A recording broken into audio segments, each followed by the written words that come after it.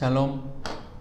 3월 31일 3월의 마지막 날 큐티 나눔으로 여러분들과 함께 할 수 있어서 좋습니다.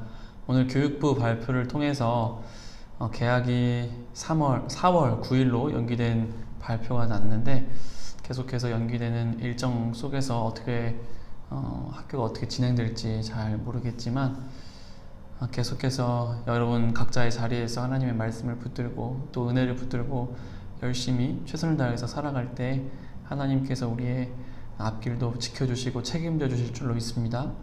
자, 그러면 오늘 3월의 마지막 날 큐티, 매일 성경 큐티 본문을 함께 나눠보도록 하겠습니다. 오늘 본문은 마가복음 12장 35절로 44절 말씀입니다.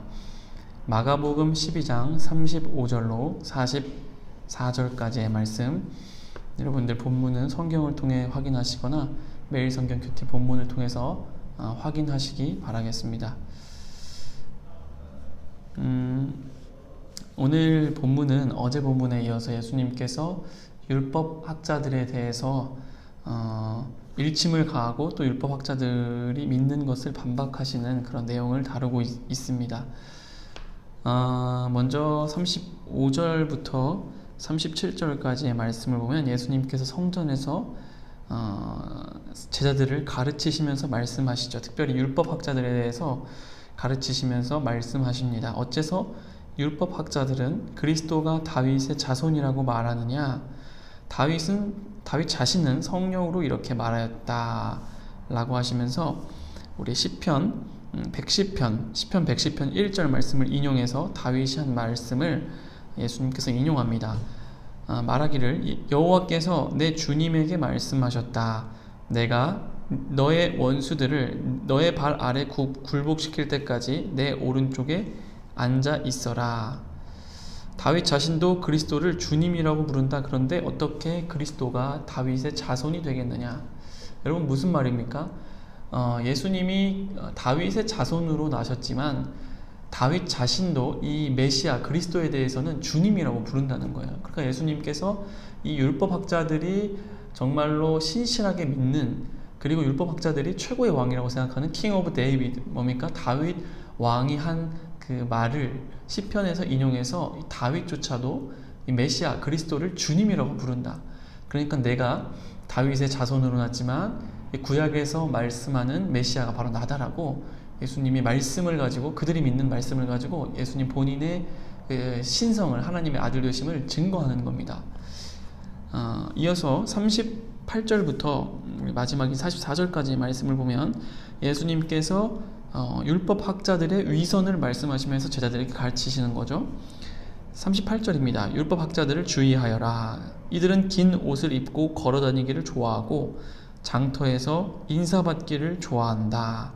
이들은 과부의 집을 삼키며 사람들에게 보이기 위해 길게 기도한다. 이런 사람들은 더 큰 심판을 받을 것이다.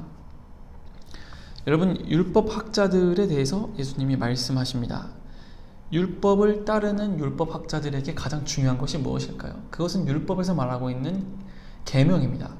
613개의 계명을 예수님께서 어제 본문에서 2개의 말씀으로 나누셨죠. 하나님을 내 몸과 같이 사랑하는 것, 하나님을 내 목숨을 다하여 사랑하는 것, 그리고 이웃을 내 몸과 같이 사랑하는 것, 2가지로 이 계명을 압축해서 말씀하셨단 말이에요. 그렇죠? 이 율법학자들이 믿는 율법에서 가장 중요한 2개의 계명, 그것을 지켜 행하는 것이 지금 율법학자들이 해야만 하는 일인데, 율법학자들은 그 율법의 가장 중요한 2가지 계명을 지켜 행하기보다는 613개의 그 율법을 보이는 것을 지켜 행하는 거, 예를 들면 성전에서 크게 기도하는 거, 상석에 앉으려고 하는 거, 율법에 나와 있다기보다 그들의 그 전통대로, 그 의례대로 행하는 거, 그것들을 예수님이 콕 집어 얘기하시는 거예요. 율법학자들이 진정을 해야 될 것이 무엇이냐, 그렇죠? 이러한 일침을 놓고 있는 겁니다. 율법학자들을 그들의 위선을 먼저 일침을 가하시고요. 이어서 42절부터 그들과 완전히 반대되는 가난한 과부에 대해서 말씀하십니다.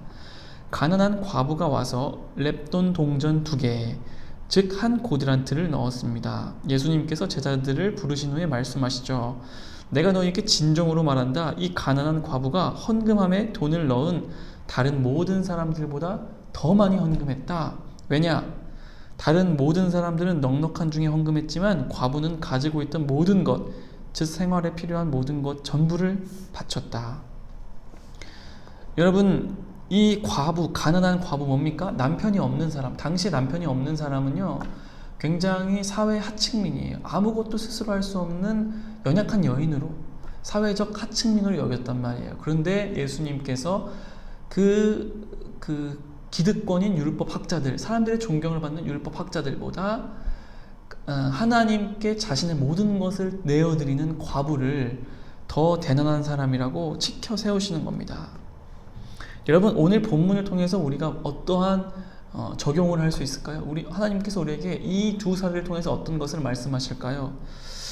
여러분, 율법 학자들이 진정으로 따라야 할 것이 무엇입니까? 그것은 율법을 지키는 것보다 하나님을 사랑하는 것, 그리고 이웃을 내 몸과 같이 사랑하는 그 율법의 가장 중요한 계명을 지키는 것일 겁니다. 마찬가지로 이 소외받는 가난한 계급인 과부의 하나님을 향한 사랑, 그 헌신을 예수님 지켜 세우고 계시죠. 사랑하는 여러분, 오늘 여러분들은 어떠한 신앙을 하고 계십니까? 우리가 주일 예배 잘 드리고 임원단으로, 찬양팀으로, 미디어팀으로 혹은 모태신앙으로 오랜 해를 교회 다니고 예수님을 믿고 섬긴다라고 하지만 우리의 모습은 그 예배 드리는 것, 말씀을 읽는 것, 혹은 그 성경에 나와 있는 것, 그것을 행위대로 지켜 행하려고 하는 그것에 우리의 마음이 있는지, 아니면 그 예수님을 향한 그 마음의 진심, 뭡니까? 그 예수님을 향한 마음의 진심을 가지고 한 시간 한 시간 정말 카이로스의 예배를 드리고 있는지 우리 스스로를 점검해 봐야 한다는 것이죠. 겉과 속이 다른 내 모습, 혹은 이기적이고 탐욕스러운 죄악을 가지고 있으면서도 동시에 그 말씀을 지켜 행한다고 살아간다고 자부하는 나의 모습이 있지는 않은가?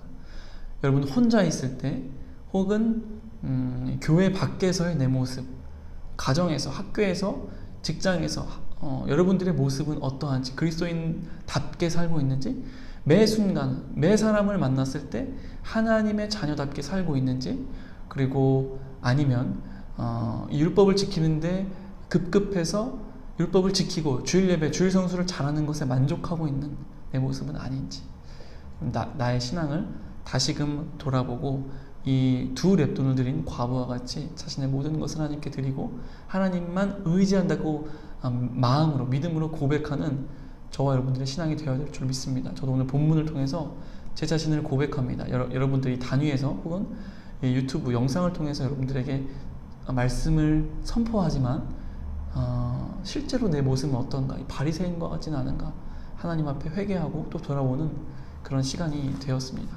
사랑하는 여러분, 오늘 하루를 마치고 여러분들 이 막차 큐티를 보게 될 것인데, 오늘 하루 여러분들의 삶을 무릎 꿇고 엎드려서 기도하면서 하나님 앞에 여러분들의 삶을 한번 되돌아보십시오. 그리고 돌이킬 것이 있는지, 회개할 것이 있는지, 오늘 지은 죄를 오늘을 넘어가지 아니하고 오늘 밤 안으로 꼭 하나님 앞에 해결하고 또 해답을 얻고 오늘 하루를 마무리하시는 저와 여러분의 삶이 되시기를 주님의 이름으로 축복합니다. 내일도 여러분들 믿음 안에서, 신앙 안에서 승리하시는 하루 되기를 주님의 이름으로 축복합니다.